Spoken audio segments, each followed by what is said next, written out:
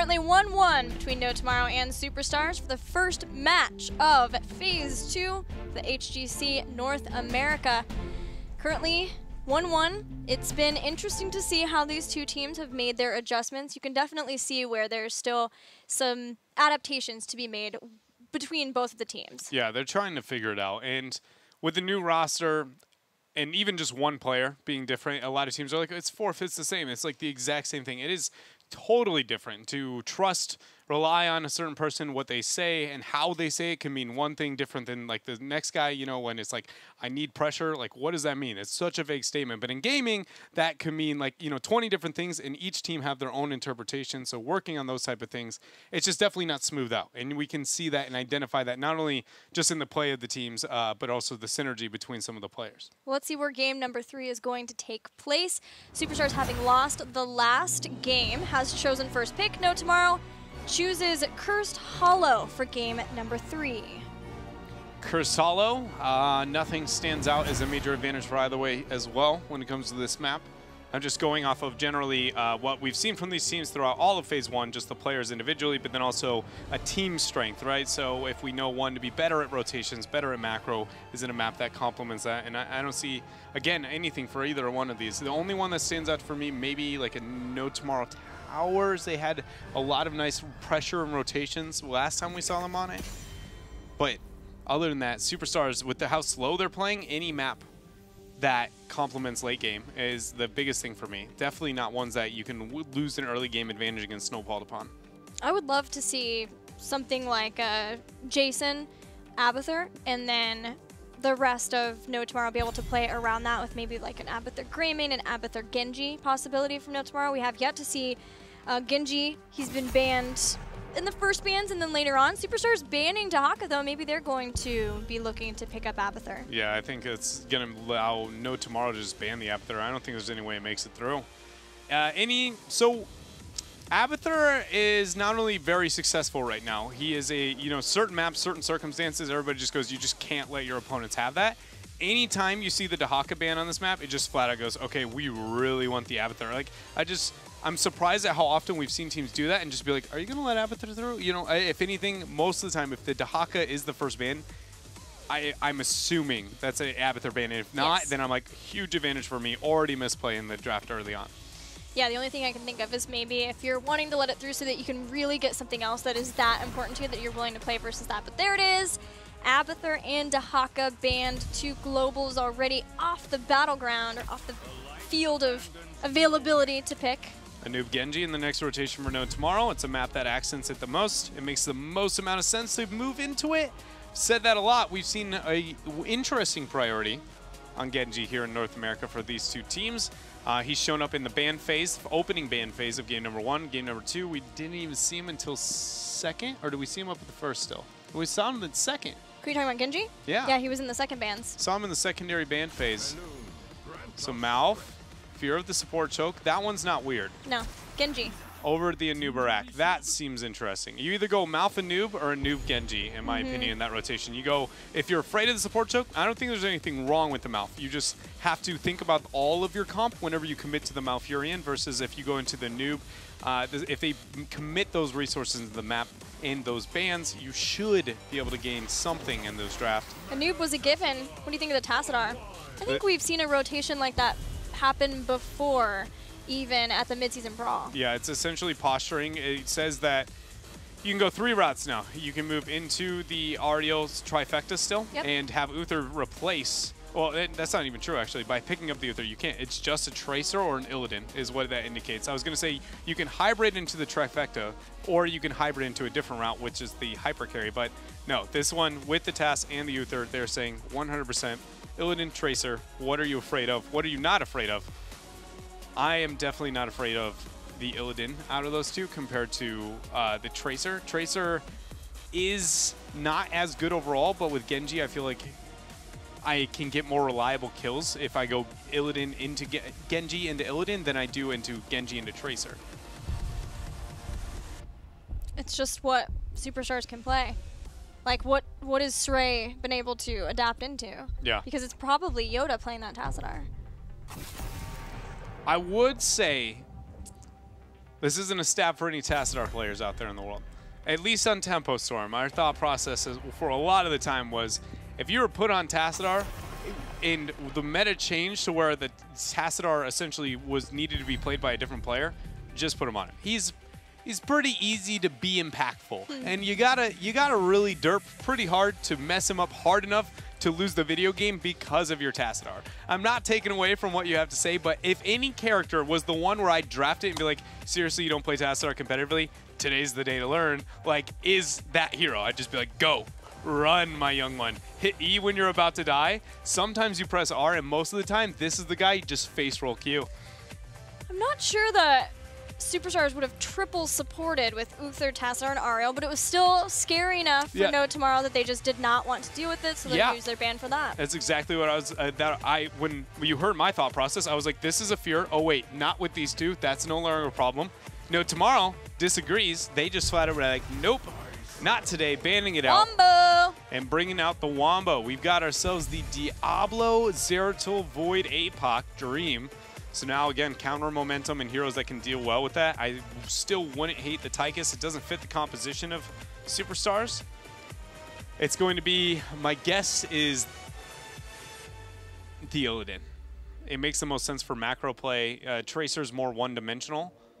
But now seeing the APOC Wombo combo now could put the fear of the Illidan Zeratul matchup. We've talked about it throughout Heroes history. It just goes, the Illidan will go in, and he will isolate from his team. Does he go far enough away to where the Void, it buys enough time to isolate him and get that kill? Or can he retreat, kite on his own, and when that happens, if he survives, they always win the fight. And if they don't, they always lose the fight. Yeah, I'm looking at what Superstars have so far, and it's way too scary to get Falstad versus that, although with a Gust, like looking at what heroes Superstars play a lot, Gust would be another counter momentum strategy, but in this case, Illidan, Tyrael. That is very Illidan focused. Yeah, wow. Very Illidan focused, so much so that No Tomorrow, if they could commit into an all macro play, or at least a way to gain an advantage through a macro on their 5th slot, would be very beneficial. But again, how many of those remain? Falstad is one that seems semi-appealing, but not really, loses into the Illidan. It's not... That one's, I guess, a bit more of a skill in a lot of situations. It relies on the level and where they're at, but it's not a global you want and say does well into that. And Dahaka gone, Abathur gone. They go for it.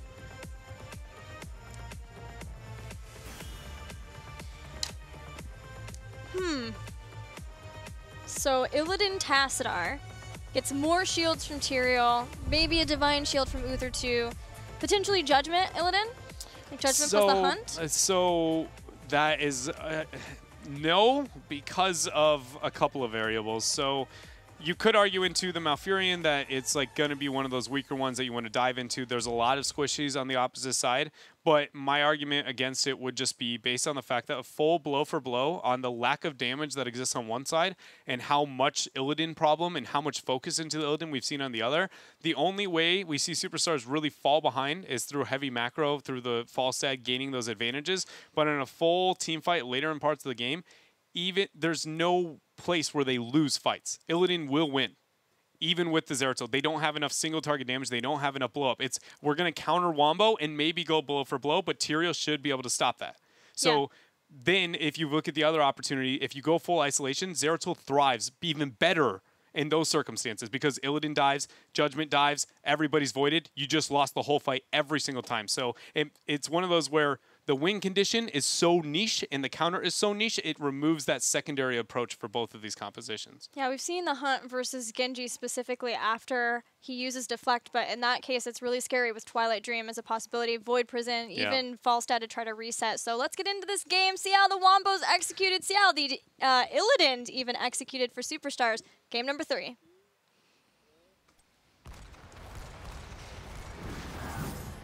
In the blue is going to be No Tomorrow. Tiger JK again on Malfurion. Jason is going to be onto the Falstad. Casanova playing Diablo. Equinox on Zeratul. And we've got Talking Trees is going to be the Genji here for No Tomorrow.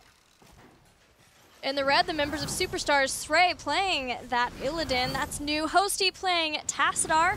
Playing Tyrael will be Yoda. Playing Uther will be Iacona. And finally, Erho on a new Barak. So taking what ignoring the draft analysis on purely draft alone, now knowing what we experienced out of Superstars in the last game and in game number 1 and how they approached it, even though their drafts seem to be a bit more meta-focused, their gameplay is anything but, to the point where I still think that No Tomorrow, as long as they draft reasonable compositions, are just better than Superstars, at least from, again, these 2-game sample size we've seen on bringing on Yoda to the roster of Superstars. Yeah, Superstars has a lot more that they have to contend with. 2 different people, 1 person changing a role as well. From a role that, gosh, we've known Srey to play Warriors for just about forever. Nice Hammer of Justice there from Iacona to slow down the gank possibilities of No Tomorrow. But yeah, there is just a lot more different that the members of Superstars have had to adjust to so far.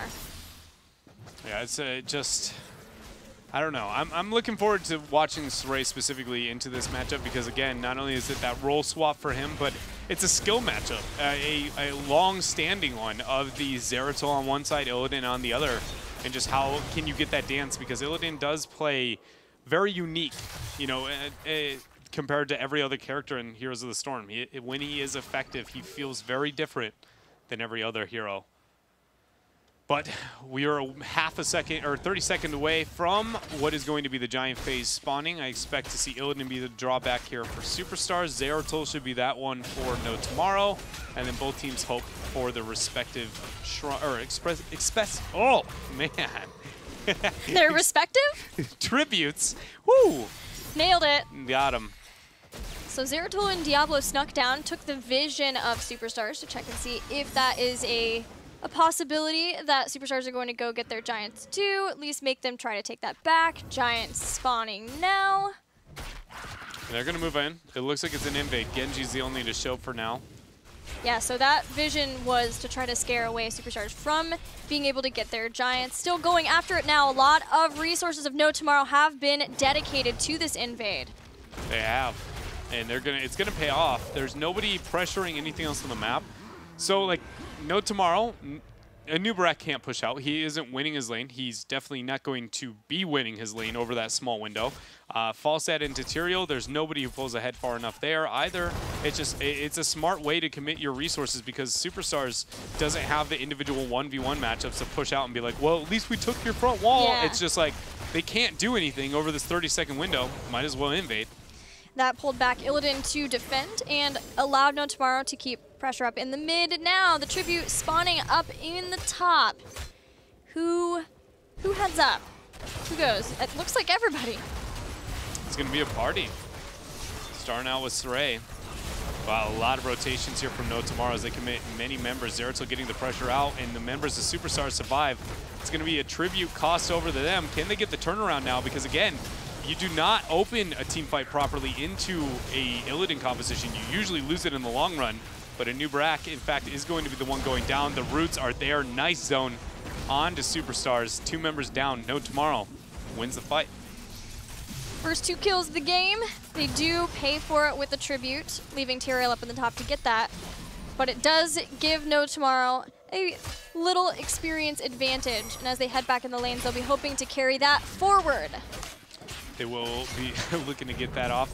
The timing of the Knights, standard. Giants are stalled out a little bit later here for No Tomorrow. Just because, again, the invade we saw in the first cycle for them. But this is better for No Tomorrow.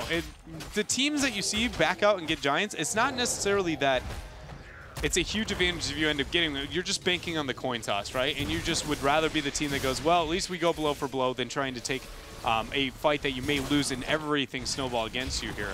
But stalling it out for them worked the first time. It's working with the secondary cap here, especially with that delay. It's just everything is working in circumstances it shouldn't be for No Tomorrow. No Tomorrow have decided to bring Falstad in rather than keeping him pushing up in the top lane, so they're fighting over this tribute. Airho in trouble. Equinox actually where the position he's in, and Srey going to go into. Equinox has nowhere to run, runs back in and goes down. Hosty was not taken out. Now Jason, the next one to be in trouble, and Srey can chase for days, brings him down too. Yeah, he definitely can chase for days, and they're going to continue to move forward. Trees moves back, questioning if he wanted to interrupt that final second.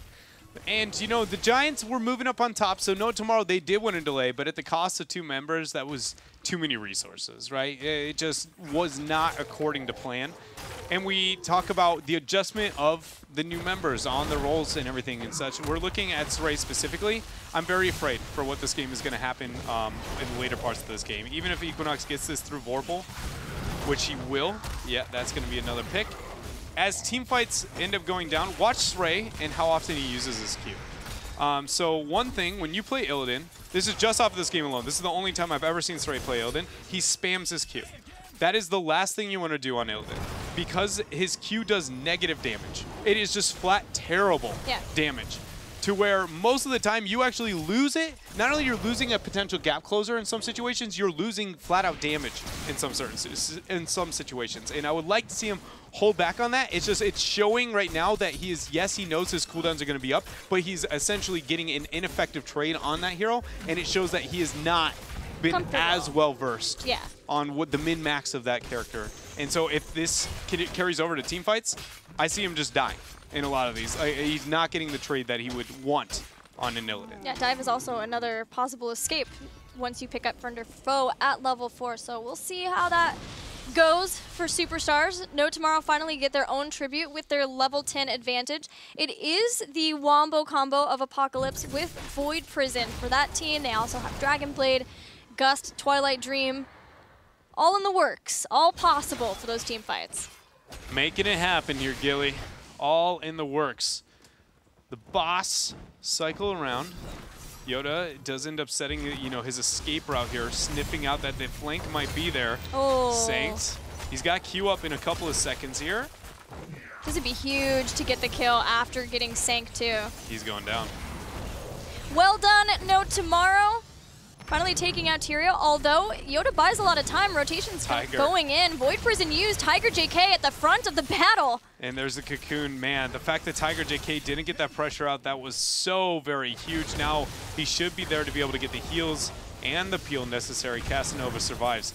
No Tomorrow, I said it before the game started, it feels like they're just flat out the better team. It's just whether or not they can cycle and rotate to be able to deal with Superstars, and so far they're doing all right here, getting 4-2 in kills. And keeping Falstad in the bottom too.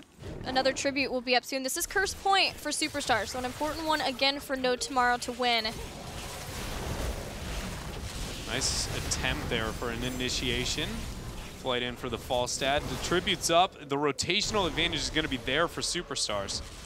As you see the dismount there, Hosty throwing down as much as he can. Nubarak has to go back to tap though, and that is it's enough time for No Tomorrow to get into position. Yeah, there's no Void Prison. There's also no Sanctification still. Apocalypse. The Apocalypse is going to be used raw there, and they actually get it. Now Tiger JK, the pressure is there. Meta comes in for Srey as Cocoon is only going to buy more and more time. Look at no members can retreat on the side of No Tomorrow. Look at the mobility between Srey, between Yoda there on the Tyrael. Jason already used barrel roll? Oh, it doesn't matter. He's out. Curse achieved by Superstars. This is a moment where they can get quite ahead in this game. There are forts up for them to try to take. There are 2 bosses. There's a Casanova here up for grabs. Yeah, the Casanova is going to be a huge one, and that will be another staggered death for No Tomorrow. He does come back. Yeah, it's not hugely staggered, but man, losing your souls is awful when you're Diablo. Yeah, it's one of those things where it's like, you're back on the battlefield, but you aren't the same hero. But at what cost? Yeah, exactly. You aren't the same hero you were. So well, we know what cost. It was 100 souls. Yeah, in fact, yeah, 100 of them. And it's just one of those moments where you're like, I don't think this was worth it, but I can't stop it. You know, you feel it a lot on Uther, especially with Redemption. You're just like, okay, I need to die to heal my team, but you're like, oh, but is this actually the time I want to be brought back to life? Probably not. But he's here. He's looking to join us. The kills are even, and with the curse, Superstars opened up the map. They got 3/4 down. They back out, they get a boss. This will be easily cleared out. We see No Tomorrow not posturing to trade bosses, so that essentially means No Tomorrow is going to give up a double boss play, but it's going to be very free experience and clear onto the map for a long while. Yeah, it was way more important for them that they were able to clear out all of the lanes, all the minions heading their way, to keep up in experience with Superstars, which they've done. So now they have Falstad, yes, they have Void Prison up too, so they have some abilities for trying to steal a boss, but they also have the boss to defend in the top lane. It's a tough choice to have to make. It's going to be made. Looks like it's bottom. Falstad is going to be the lone defender as he slowly rides his way on up there. The Superstars should start this boss and then question what happens to the Falstad. So the fact that Falstad is getting free clear means that Superstars doesn't have any intent of taking this boss. They're begging for a fight. Like, you should be as offensive as possible during that time, because there's no way that you don't expect somebody to respond up towards top and you don't at least start that boss. It's just one of those really weird things that, you know, unless you experience it time and time again, that maybe most people don't look at and be like, oh, this is obviously their thought process. But the fact that No Tomorrow has even moved down there is kind of just falling into the trap a little bit, really. They could have just been like, guys, they haven't even started it. Like, they don't want this at all. Yeah, No Tomorrow only had to deal with the one boss. They cleared it out. They're still at 14. Things look good for a No Tomorrow recovery, especially if they can get their hands on their own boss. Yeah, it would be nice if they can get that, especially with any major tribute play. Because bosses and curse, we know on Curse Hollow are the win conditions, and the fact that they've already won a curse and they've won with the boss and it's only been a 3/4 one means the next win is a long ways away for Superstars and a bit closer for No Tomorrow. The fact that they're even in experience is the saving grace of this game for No Tomorrow. And a lot of that's been because they were able to get Falstad and keep him soaking in the top lane, as he's doing right now. A lot of people off the field of vision for No Tomorrow, though. I gotta do some math here, Gilly. All right. They did see Yoda, though, hanging out in the mid, and the Sanctification is one of the big tools that Superstars have for being able to hold on to a boss point. Yeah, so I don't have all the numbers here, but I did manage to isolate it here. When I was talking about dive, specifically on the Illidan spamming your Q, it changes at 16. Once you get the isolated damage onto a single target, once you get multiple, you get marked for death, and you guess what? You're marking him for death. You want to blow him up, so that will change here. But even at level 15, his Q is doing here, according to that, 119. Sitting at the 119 threshold. Now, to be fair, I don't know if that's going to be adjusting here. I'll keep track of it, but it's 119 damage. So it's all about using your double, you cycling out, waiting for your friend to pro, drawing aggro. This boss stealth away. No holy ground online. The Gust is going to be there. But so was Cocoon. Nobody was on the point yet. The Dream. They got a lot of damage. Sanctification, the Void. Everything is blowing up on point, especially with the APOC there dropping. Casanova now moves on to the point. It's still Stray and Yoda, but the members of Superstars are getting low. They've got Divine Shield. Casanova goes down, but so does Tyrael. The boss is stolen by Superstars. Superstars, man, No Tomorrow took the high-risk play of saying they can't do this before 16, before the Holy Ground threat is there. The Superstars not only scouted out, they get the fight, they get the victory, and now they've got a boss behind them. Opening up more of this map is going to be crucial, as there is still 10 to 20 seconds before Dibbles is going to be back here. That was awesome. That's another win condition, a major power play removed from the side of No Tomorrow. Yeah, it enables Superstars to once again make sure that No Tomorrow can't recover from the curse of Superstars. Putting some damage on that top keep. There's a tribute behind this too that Superstars can move back and take on their retreat back to their base, getting back into the lanes to soak on their way to 20. 2 tributes for Superstars and only 1 for No Tomorrow. The bosses were so far apart from one another here. What do we see? Top is 45 seconds remain. So 45 seconds on that puppy. No Tomorrow is got to deny it and also a tribute. There's no global because the hunt wasn't picked up by Stray. But if there was, Superstars essentially could go with 100% boss play and force that onto a trib. Essentially, you start the boss, the Illidan's the one who kind of acts like you're going to rotate, and then suddenly, oh, we picked up boss on the other side of the map. But now being down that, No Tomorrow essentially should, between the Zeratul and the False Head, make the proper rotation, be able to force the fight properly with their Wombo combo. It's still, I feel like No Tomorrow has the advantage here, even though they've been behind.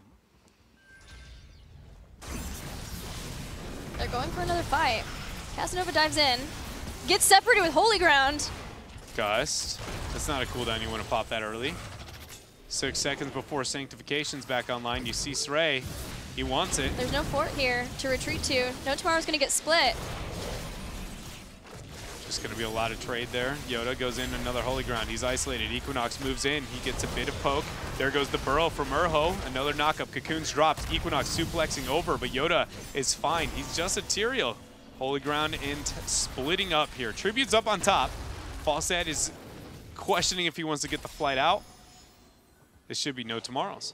Yeah, No Tomorrow were able to go back around and move back up to the Tribute faster with their rotations.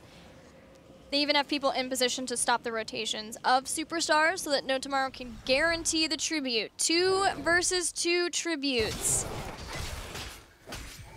It's a tense one, and everybody sees it. They know it's around the boss. That is going to determine a lot. Equinox goes in with a double pressure. Wow, Metamorphosis, the stun, Casa, he flips over Srey. That was a very early meta. That's a defensive tool that they might want, but that Void, so very early because Falstad isn't there. He actually backed. He's not even flying to this fight whatsoever. And they get out. Wow. That was 2 abilities that both teams would really, really like to have as we get started here. No Metamorphosis, no Void Prison. Boss fight started from Superstars. Still have Sanctification, still have Holy Ground. And they have Divine Shield and Cocoon. Well, not Cocoon anymore, as we see it exploding there. There goes the Apox. It's going to be dodged by the Dimensional Shift. Sanctification's used just to block onto Twilight Dream over there. The solo isolated Tiger JK talking about Dream. He's going to line up there. He's going to drop it down, and the silence is enough. Gunji just hacking, slashing, and more importantly, just wrecking Superstars. Trees is slicing and dicing all over Superstars. Only a Nubrax left, and Trees does not want to give that one up either. No Tomorrow has wiped Superstars. Oh, that was beautiful. That was a really pretty Genji play, enabled from the rest of the team. So well done from No Tomorrow. All of Superstars still down for 20+ seconds, except Tassadar. No Tomorrow can take out this keep and move on to the core. And that with... I mean, it was just too crisp and too clean in the last team fight. Well deserved here. This is going to be game number 3, going over to No Tomorrow as they find themselves leading this series now. Hey, you know, I'm happy and I'm sad. I'm happy because, you know, I feel like No Tomorrow is just showing that when it comes down to it, execution really does matter. It just takes one fight, one proper fight for them, and they will show that they're the better team and win. But also, Superstars drafting does have a lot of positives to it, and it should get them an advantage in a lot of ways, but every time they just kind of go, do you want to make the mistake? And No Tomorrow's not letting them have it. I just feel like this series and how it's gone down so far really is the product of a lot of changes and trying to adjust to that versus some changes. It's definitely a huge change to change your shot caller, to have to roll swap Casanova over to Warrior, but it just does not seem as severe as everything that Superstars have been going through, and especially because they just have not had all the time needed to really figure out their synergy. What's going to be the positive points for them as a team now having in Yoda? Yeah, it's interesting to see it play out because it's, again, you can feel for them. You can see some of the things, too, as well with the thought process behind the players, but you can also just feel that huge road bump, you know, with them as they're going through this game. And it's like what they're learning about themselves as players and as about themselves as a team. It's just like, are they going to be able to overcome that? It's like, do they force this fight? And it's simple questions that they constantly going to have to ask themselves, but they need to figure out who they are and what those strengths are and how even team fights are going to be approached until they can grow. And if they want first pick or battleground pick for the next game, that's another question they have to ask. I'm thinking it'll be first pick again. It's been that way so far for both of the teams, and I think while we still see teams figuring those kinds of things out, we will see them really stick to that. It's not like I don't think any teams really have had any canned strategies that they've prepared probably for this weekend. Yeah. Because of, just starting things off and a lot of things being new for these teams. A lot of them are probably just going in with the mentality of like, put out your best performance.